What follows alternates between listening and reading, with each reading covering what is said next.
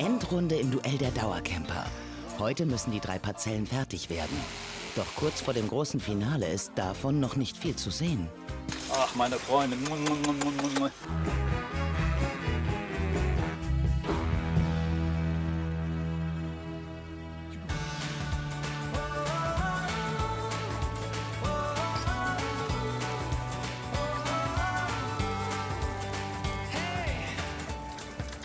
Drei Dauercamper aus Nordrhein-Westfalen haben sich spannende Bauprojekte ausgedacht und mit diesen treten sie an, im Duell der Dauercamper. Insgesamt haben sie 3 Wochen Zeit, ihre Projekte umzusetzen und bekommen von uns 1.000 €, um ihre Parzelle mal wieder so richtig auf Vordermann zu bringen. Tja, und heute heißt es Finale. Heute trennt sich die Spreu vom Weizen, denn nur einer unserer 3 Duellanten kann für seine Parzelle den Sieg nach Hause fahren. Wer wird NRWs Campingkönig? Und wer gewinnt diesen schweren Pokal? Das erfahren Sie jetzt. Im Tecklenburger Land liegt der Campingplatz am Herthasee. Die Camper Ulrike und Manni konnten letzte Woche ihr Feuerwehrauto fast fertigstellen. Und Manni kämpfte sogar mit den Tränen. Dass wir mit so einem Teil ankommen, habe ich nicht mitgerechnet. Außerdem wurde die neue, jetzt schimmelfreie Schlafecke eingeweiht.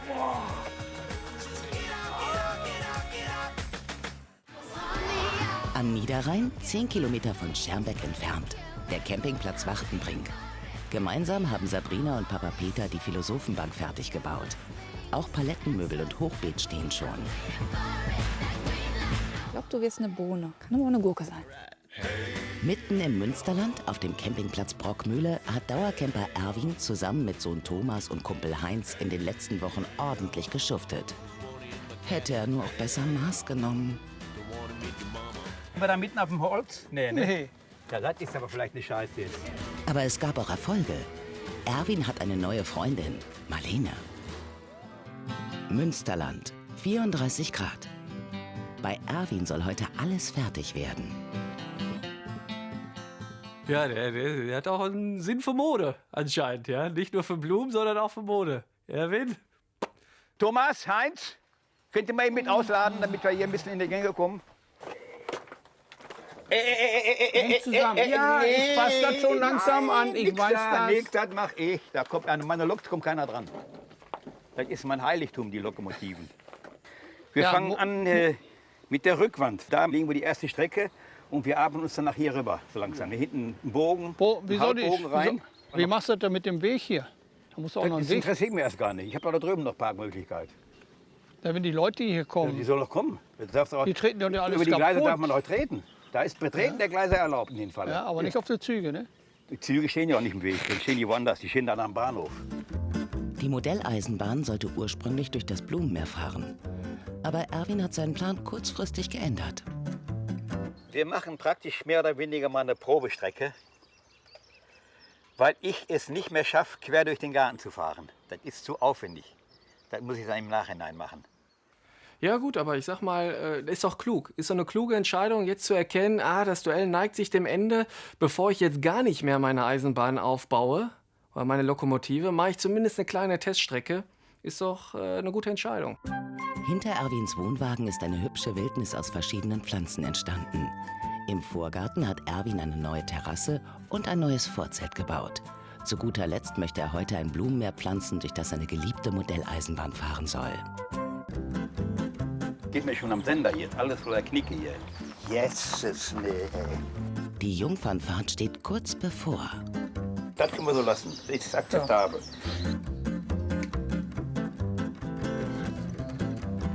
Jetzt ist Premiere.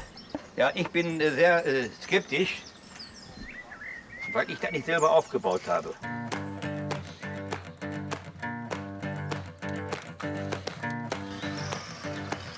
Mein Reden. Da müssen wir nachhelfen. Schleifen entfernt den Rost. Doch Erwin hat noch einen weiteren Trick auf Lager. Auf jeden Fall. Ich glaube, das sieht man auch nur bei uns Männern, ne? Also da stellst du eine kleine Spielzeuglok auf oder Carrera-Bahn und was es alles gibt und 4 Männer sind gebannt und gucken, wie die Lok fährt. Das gibt's doch nur bei uns, oder? Gib an. Schieb, sei nicht so zimperlich. Los. Weg, Thomas, weg.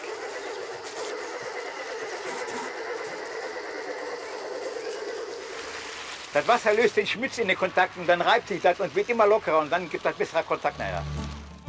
Zeit für die letzten Feinheiten. Erwin will seine Parzelle in ein buntes Blütenmeer verwandeln.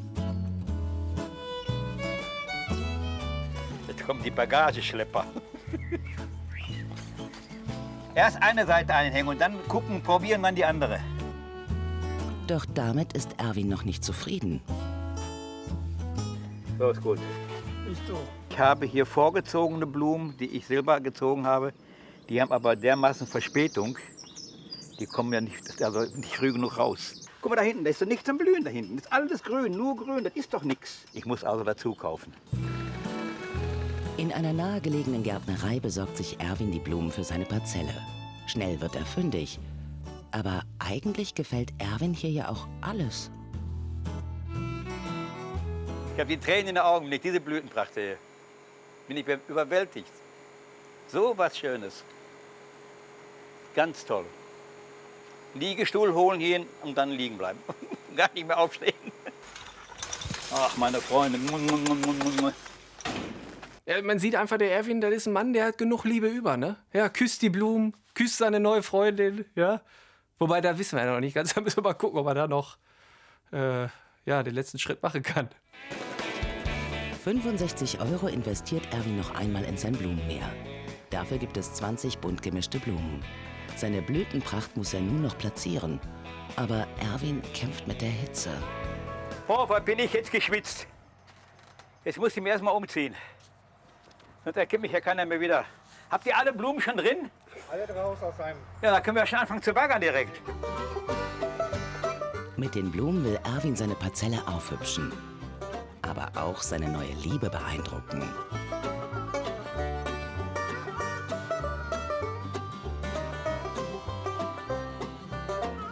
Marlene beteiligt sich an der Parzellenverschönerung. Bei jedem Besuch bringt sie Erwin was mit. Erwin sagt, bevor ich was auf den Müll tue oder Trödelmarkt, ne, ihm vorzeigen. Und dann begutachtet er das. Ich habe ihm auch schon so Country-Bilder mitgebracht. Ne? Und ich sage, wegschmeißen können wir immer noch. Darum verstehen wir uns ja, wir sind ihm so. Eine Astschere und McDonald's. Ah, nee. Weiß ich nicht. Lucy, oh, das passt aber super an den Schrank hinten ran. Ja. Mädchen, ich knutsch dich gleich. Lass sein, da fällt's in Ohnmacht. Warum sei was du? Hitze, Hitze, Hitze. Also, das ist ja klasse. Ja, Ey. siehste, ich weiß doch, was du machst. Ja, Ja. super. Küsschen. Jawohl. Hat also geklappt. Super. Gefällt dir das jetzt so alles so? Ja, wunderbar. Ja? So. Möchtest du hier dich richtig wohlfühlen? Oh, Tu ich ja das schon. finde ich aber toll. So. Dann komm mal hierher. So, jetzt Begieß mal hier die Rechtsfestblume. Das ist gibt es, das ist jetzt, nee, das gibt's die ist letzte Dröhnung kommt das ist eben nicht die letzte Dröhnung. Das ist jetzt hier Die letzte Richtfest. Dröhnung, die letzte Dröhnung. Nicht hin und her schütteln, nur gießen. Ich mache das immer so. Da geht der Hälfte daneben, merkst du nicht? Nee, ist nicht daneben. Die Frau ist einfach klasse, einfach genial. Die beiden passen zusammen und es ist einfach toll. Greif zu. Ja, Oder soll ich dich bedienen? bediene mich doch mal. Ja. Dann bin ich wenigstens in meiner Nähe. Guck mal hier, was wir doch Ahnung haben. Menschenskinder, ey. Fehlt nur noch eins zum Glück. Ich finde, Erwin soll gewinnen. Hat er verdient mit seiner kreativen Art, mit seinem Ideenreichtum, die Eisenbahn und alles voller Blumen und Aufbau und diese unermüdliche Tätigkeit. Jetzt soll dann das Publikum oder die Jury oder wer immer das ist, soll entscheiden. Wer hat's am schönsten? Auf der Brache hinter dem Wohnwagen wuchert Erwins kontrollierte Wildnis. Was fehlt, sind Blüten, aber das liegt am Wetter. Nur der wilde Raps und ein Rhododendron bekennen Farbe. Das alte Vorzelt hat Erwin durch einen massiven Holzvorbau ersetzt. Das Plexiglas lässt viel Licht ins Innere. Im Vorgarten hat Erwin eine Terrasse gebaut. Hier will er in Zukunft die lauschigen Sommerabende mit Marlene verbringen. Umgeben werden die beiden von einem Blütenmeer. Erwins Garteneisenbahn sollte als krönender Abschluss durch die Blumen fahren. Gereicht hat es immerhin für eine Teststrecke in der Einfahrt. Endspurt auch am Herthasee. Die Dauercamper Manni und Ulrike haben sich kurz vor dem Ziel noch Hilfe geholt. Schwager Kurt und Ulrikes Schwester Regina packen heute mit an. Lass uns erst mal machen. Wir brauchen keine Männer dabei. Wir haben immer Spaß zusammen. Wir sind so ein paar Gackelenten. Wir müssen immer lachen, wenn wir was machen. Und wenn was passiert, dann lachen wir immer mehr. Das wird ja noch festgeschraubt. Ja. Ja. Mal lieber hin. Siehste. Hey. Mein Gott, die sind ja nur am Gackern. Die sollen auch bauen. Was ist denn da los? Ne? Also wenn man sich da halb tot lacht, dann kann man natürlich nicht viel reißen. Aber man hat halt Spaß. Ist ja okay. Für ihre Enkel haben Manni und Ulrike ein großes Feuerwehrauto aus Holz gebaut. Fehlt nur noch das Sonnendeck. Das steht heute an. Außerdem haben die Mehlers ihre Schlafecke auf Vordermann gebracht. Eine neue Terrasse sowie eine schicke Blumenbank gebaut.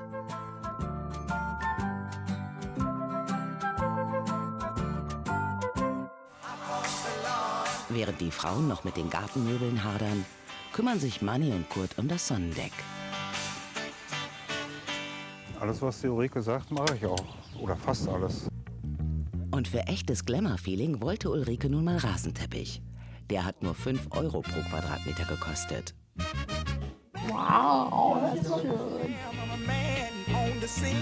Volle 14 Tage hat Manni an dem Feuerwehrauto gearbeitet. Jetzt muss Ulrike ran. Muss das wieder deine große Schwester machen? Ja, ich merke das schon. Die will nicht. Die verhakt sich hier ständig. Ich habe damals schon immer auf meine Geschwister aufgepasst. Also ich habe ja noch 3 andere und da musste ich immer als Älteste, halt auf die anderen aufpassen. Und Als der erste Freund kam, hattest du uns im Schlepptau. Ne? Da haben wir uns schon angeguckt, wie Knutschen geht. Ja. Bald kann sich Ulrike sonnen, ohne von den hohen Bäumen in den Schatten gestellt zu werden. Gut geworden. Jetzt kann die Ulrike ihre Sachen holen und dann kann sie hier oben einziehen. Können wir einziehen? Prost. Ja, Prost, Manni. Haben wir uns verdient, ne? Ach, mein Manni.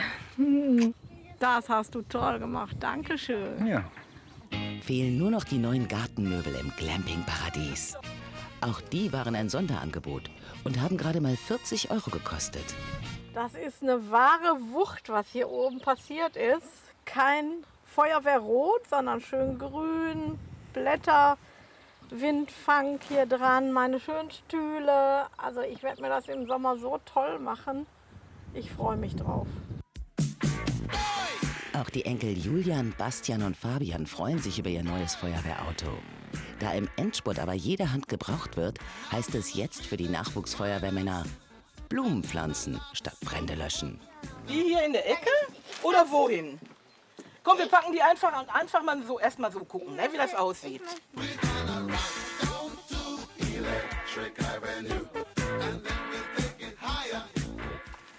So, und was müssen wir gleich mit den Pflanzen machen? Die haben ja auch Durst, ne? Da musst du die auch löschen. Und wer löscht die? Feuerwehr. Die Feuerwehr löscht die Blumen, ja genau.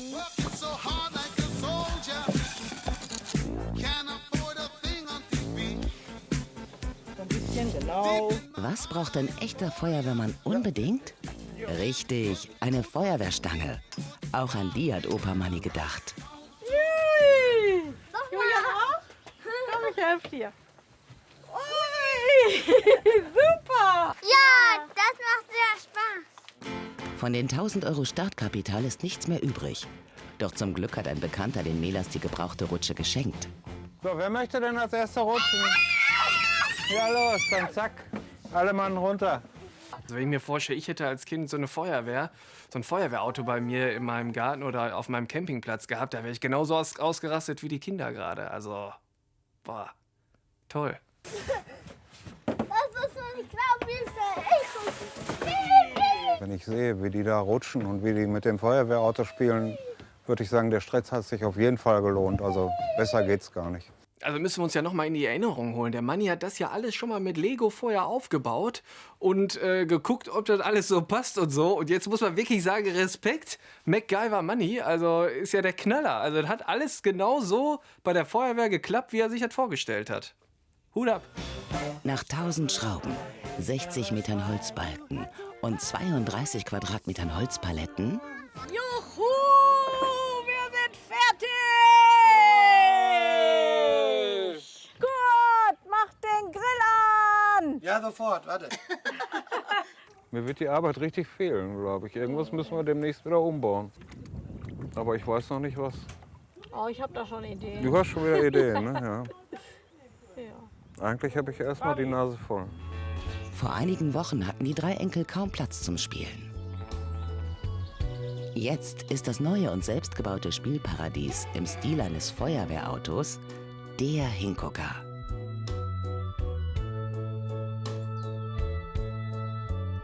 Auf Ulrikes neuem Sonnendeck können sich die Camper jetzt den ganzen Tag sonnen.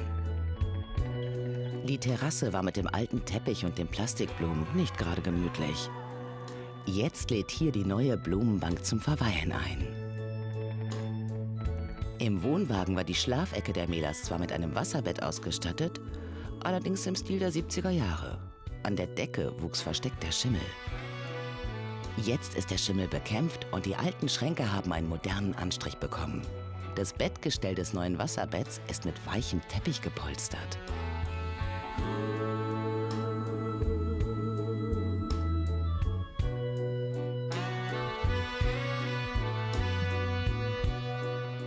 Ganz am Anfang, da hat die Ulrike ja gesagt, so hier, wir machen Glamping. Da muss ich sagen, da habe ich auch so ein bisschen gesagt, ja, Glamping, okay, Wasserbett, aber das war es dann irgendwie gefühlt auch schon. Aber jetzt sieht es wirklich meiner Meinung nach auch nach Glamping aus. Also da haben sie sich richtig ins Zeug gelegt und wirklich ein tolles Ergebnis gezaubert, muss man echt sagen. Ich hätte ja eine Pelle kriegen können vor dem Schimmel, aber selbst das haben wir gemeistert und darum haben wir den Sieg auch verdient. Rückschläge haben uns nicht kaputt gemacht. Wir haben weitergemacht.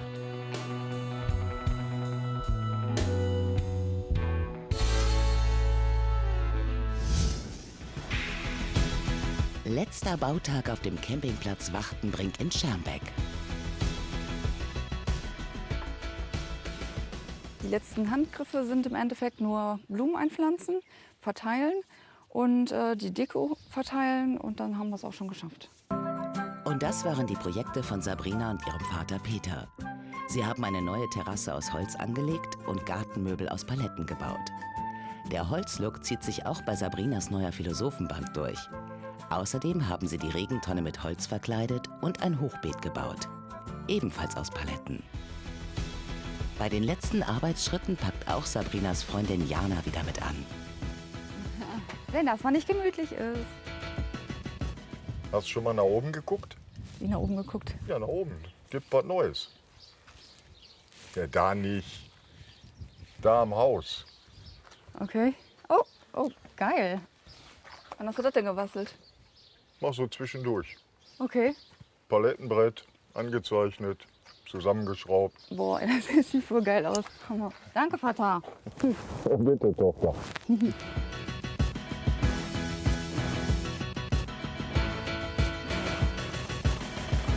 Für mich wird ein bisschen viel an Deko hier. Aber ich lebe ja hier nicht. Nein, das ist schön. Das ist schon ein Hingucker, was wir da gemacht haben. Wir sind richtig zufrieden. Kennst du das noch? Ja! Müssen wir da auch irgendwo noch aufhängen? Dieser kleine Cowboy und das Cowgirl, das war mein Geschenk an die Sabrina. Damit habe ich so meine Holzarbeiten angefangen. Hätte ich nicht mit gerechnet, dass sie das noch hat und wirklich auch hier mit einbaut. Schön, finde ich prima.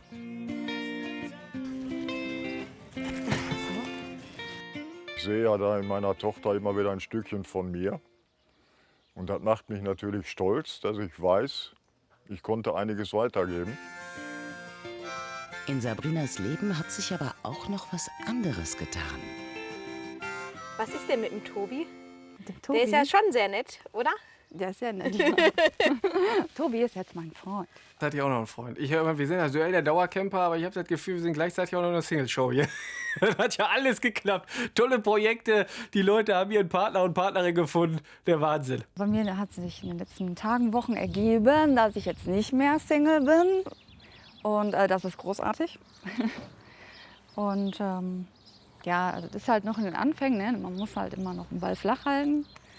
Aber ich glaube, das hat vor allen Dingen Zukunft, das wird toll. Natürlich passe ich auf meine Tochter auf. Und ich wäre ein schlechter Papa, wenn ich es nicht machen würde. Und ich habe dann auch immer mal so ein Auge, wen hat sie da jetzt? Gefällt er dir? Ja, also hier ganz dringend ein Tipp an den zukünftigen von der Sabrina. Pass auf, was du machst, sonst kommt der Papa mit der Japansäge. So viel kann ich dir versprechen. Da musst du wirklich aufpassen. Natürlich gönnt Papa Peter seiner Tochter die neue Liebe. Aber was, wenn Sabrina für ihre Beziehung das Camperleben aufgibt? Ich würde, wenn sie wegzieht, solange ich lebe, hier oben wahrscheinlich nie mehr hingehen. Weil dahin...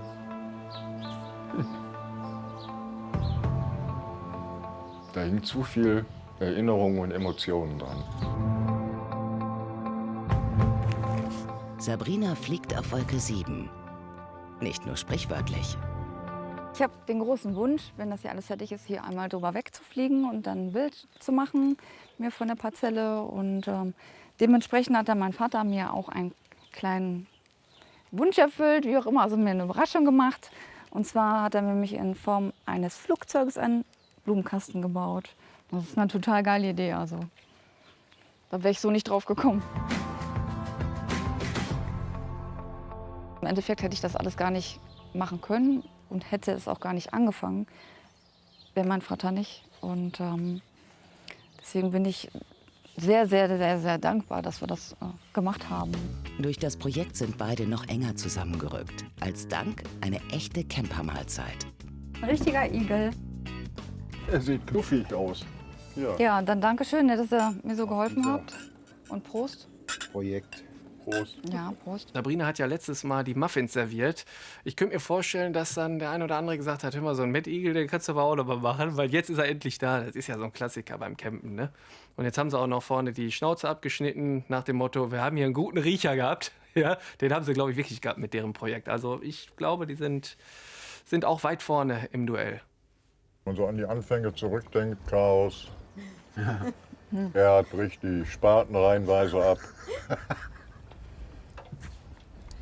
Ich bin mit dem Ergebnis super zufrieden.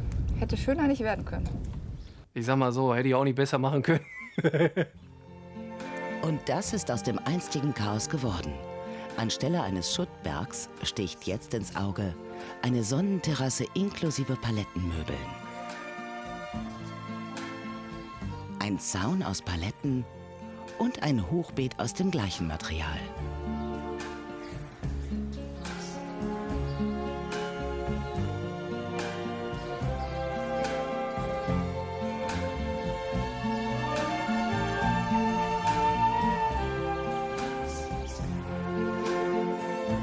Auch die Philosophenbank hat einen Platz gefunden.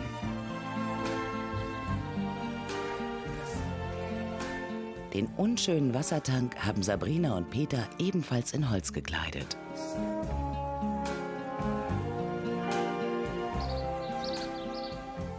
Ihr müsst jetzt mal ohne mich weiter feiern. Ich werde nämlich jetzt zur Flugschule fahren und mir alles von oben angucken. Ja, tschüss. Seit 4 Monaten nimmt Sabrina Flugstunden. Ihre Parzelle hat die Camperin bisher noch nie überflogen. Bis heute. Mit Fluglehrer Thomas geht's los. Hi. Hi. Ja, Alles gut, können wir los? Können wir. Ja? Ich bin sehr aufgeregt, meinen Platz gleich von oben zu sehen und das ist ein besonderes Erlebnis für mich.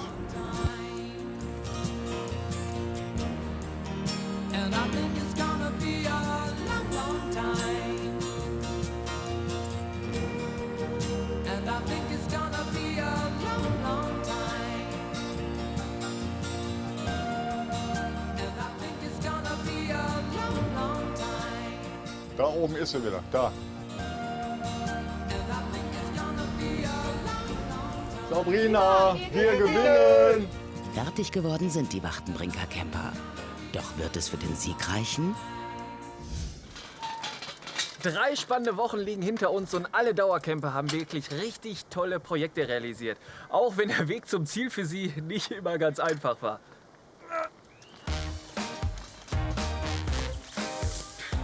Ich finde so eine Arbeit zum Kotzen. Guck doch mal hier, das ist doch nichts, da kommt alles raus. Zopf sollst du ja gar nicht. Du hast Maßnehmen an dem Pott. Der ist noch gut. Jo. Der geht noch. Da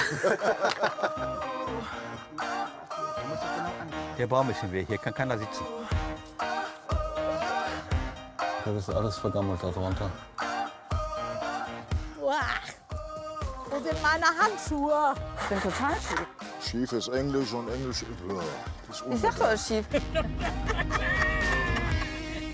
Das war ein richtig hartes Rennen. Ich hätte mich persönlich nicht entscheiden können, wer denn jetzt die schönste Parzelle hat. Aber zum Glück haben Sie sich zu Hause der Aufgabe angenommen. Sie wollen jetzt wissen, wer den Pokal gewonnen hat, oder? Vielleicht können Sie ja schon was erahnen, wenn Sie gut aufgepasst haben. Kommen Sie mal mit.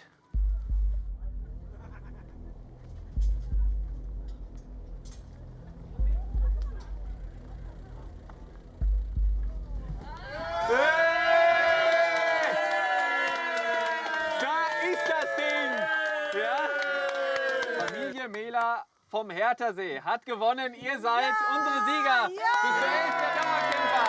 Herzlichen Glückwunsch.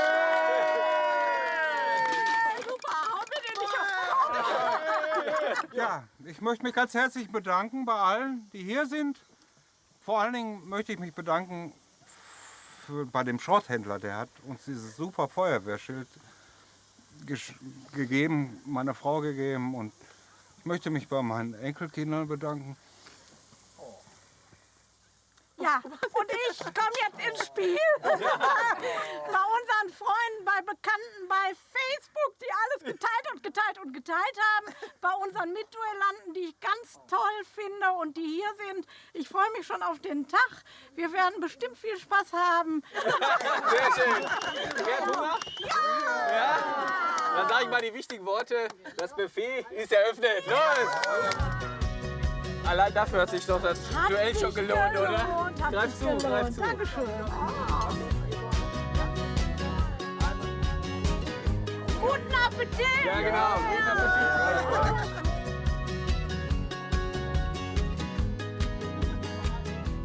Also ich fühle mich super. Ja, ich auch. Mit so einem Pokal in der Hand als Gewinner dastehen, ist immer eine ganz tolle Sache, ganz bestimmt. Also ich kann meine Gefühle überhaupt nicht beschreiben. Dass so viele Leute hinter uns stehen, das ist eine ganz tolle Sache. Das ist ein Gefühl, was man wirklich nicht beschreiben kann. Das ist toll. Hey, da ist er! Wenn du jetzt immer so guckst, Erwin, ne? Feuerwehrauto gegen kontrollierte Wildnis. Ja. Aber im Ende, meinst du, das hat zu Recht gewonnen hier, das Feuerwehrauto? Ich habe vor dem Feuerwehrauto bestimmt 1,5 Stunden gestanden. Ja, und? Was hast du gedacht? Konstruktionsbedingt. Ich muss den Mann auch in allen Tönen loben. In allen Tönen. Das ist also sowas von super. Schön. Das hätte auch eventuell, aber ein ganz kleines eventuell von mir sein können. Das hat der Mann wirklich super hingekriegt. Ja. Das ist einfach klasse. Also das ist nichts zu knattern, überhaupt nicht. Der hat den Pokal auch verdient. Also hat er verdient. Ja, Ich muss, aber ich ziehe die Mütze vor dem Mann. Ja. Ich mag Wettbewerbe und dieser war richtig angenehm, weil im Endeffekt haben wir zu Hause weitergemacht. Wir hatten Begleitung dabei und besser kann es, glaube ich, gar nicht gehen. Ja, ein bisschen Wehmut ist natürlich drin. Weil du hast versucht, dein Bestes zu geben und ich glaube, das haben wir auch geschafft. Aber die Zuschauer wollten nicht anders. Komm mal schnell! Ich hab hier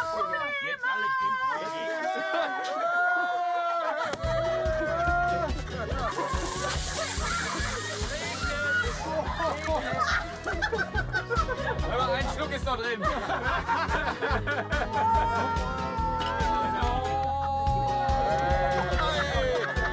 Herzlichen Glückwunsch den wohlverdienten Siegern. Endlich hat NRW wieder eine neue Campingkönigin und einen neuen Campingkönig. Wir sehen uns wieder im nächsten Jahr zum neuen Duell der Dauercamper. Und wir machen jetzt noch ein bisschen Party, oder? Ja, klar. Haben wir noch ein Würstchen? Ja, Okay, dann. Bierchen, Würstchen, alles. Ja, sehr gut. Danke.